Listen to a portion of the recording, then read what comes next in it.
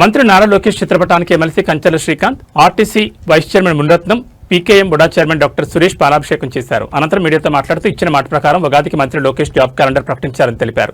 ప్రజల సంక్షేమ ధ్యేయంగా కూటమి ప్రభుత్వం సంక్షేమ పథకాలను అమలు చేస్తుందని పేర్కొన్నారు. ఉగాది పండుగ సందర్భంగా జాబ్ క్యాలెండర్ విడుదల చేయడంతో నిరుద్యోగులు సంతోషపడుతున్నారని అన్నారు. కూటమి ప్రభుత్వ హయాంలో ప్రజలందరూ సంతోషంగా ఉన్నారన్నారు. ఆర్థిక ఇబ్బందులను అధిగమిస్తూ ప్రజలకు ఇచ్చిన హామీలను నెరవేరుస్తున్నారని వెల్లడించారు. నమస్కారం.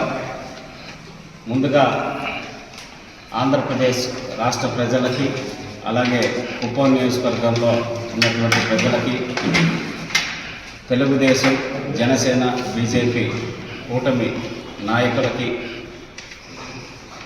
మరీ ముఖ్యంగా నిరుద్యోగులకి అందరికీ పరాభవనామ సంవత్సర ఉగాది శుభాకాంక్షలు తెలియజేస్తున్నాం. పండగ అంటే ఏదో మామూలుగా జరుపుకునేది కాదు. నిజంగా మన జీవితాల్లో ఒక శుభకరమైన పరిణామాలు జరిగినప్పుడు దాన్ని మనం పండగలాగా భావిస్తాం.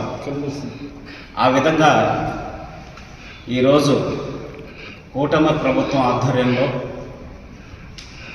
ఉగాది సందర్భంగా ఒక 10,060 ఉద్యోగాలు, వివిధ శాఖలకు సంబంధించినటువంటి ఉద్యోగాలని భర్తీ చేయాలనే లక్ష్యంతో ఈ జాబ్ క్యాలెండర్ని రిలీజ్ చేశారు.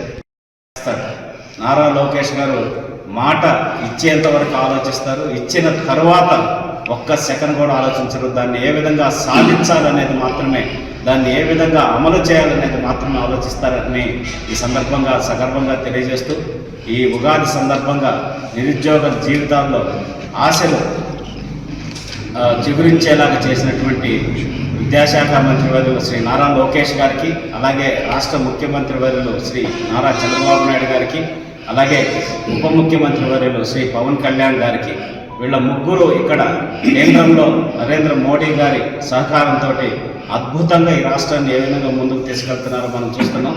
ఖచ్చితంగా యువగళం కింద 20 లక్షల ఉద్యోగాల హామీ.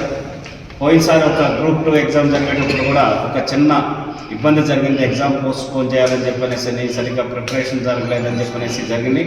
ఈసారి అటువంటి ఇబ్బందులు ఏమీ రాకుండా మీరు ఆల్రెడీ ఎన్నో సంవత్సరాలుగా ప్రిపేర్ అవుతున్నారు.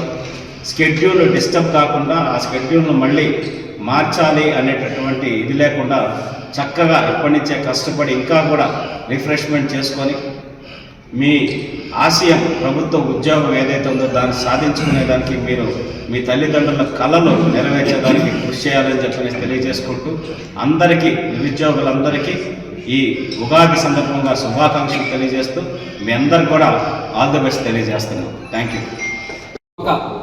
ఎక్కడ అవినీతికి తావు లేకుండా, ఎక్కడ బంధుప్రీతికి తావు లేకుండా, సొంత పార్టీ వాళ్ళని ఇది లేకుండా, ఎక్కడ నిక్కచ్చిగా ఎక్కడ కానీ లంచాలకి ఇంకో దానికి తావు లేకుండా 16,000 ఉద్యోగాలు డిఎస్సీలో ఏ విధంగా నిర్మించని చెప్పి మనందరికీ కూడా రోల్ మోడల్గా నిలిచిన వ్యక్తి నారా లోకేష్ గారు, నారా చంద్రబాబు నాయుడు గారు చెప్పి సందర్భంగా తెలియజేస్తూ, ఒక పక్క యువతనంతా ఉద్యోగాలు కల్పించకుండా వాళ్ళందరినీ తాగుబోతులు చేసి, అది కూడా జే బ్రాండ్ మందు సప్లై చేసి వాళ్ళ జీవితాలతో ఆడుకునే జగన్మోహన్ రెడ్డి గారు ఇంకోవైపు మందుతో సంబంధం లేకుండా యువతనంతా పెడదోవ పడకుండా వాళ్ళందరినీ మంచి ఉద్యోగాలు కల్పిస్తూ, ప్రైవేట్ సెక్టార్లోనే కాకుండా గవర్నమెంట్ సెక్టార్లో కూడా ఉద్యోగాలు కల్పిస్తూ రాష్ట్ర యువతను అభివృద్ధి వైపు పయనించేటట్టు చేస్తూ వాళ్ళ యొక్క భాగస్వామ్యంతో ఈ రాష్ట్రం, అదేవిధంగా ఈ దేశం బాగుపడేటట్టు నాయకత్వం నిరూపించిన వ్యక్తి మన నారా లోకేష్ గారు అని చెప్పి తెలియజేస్తూ,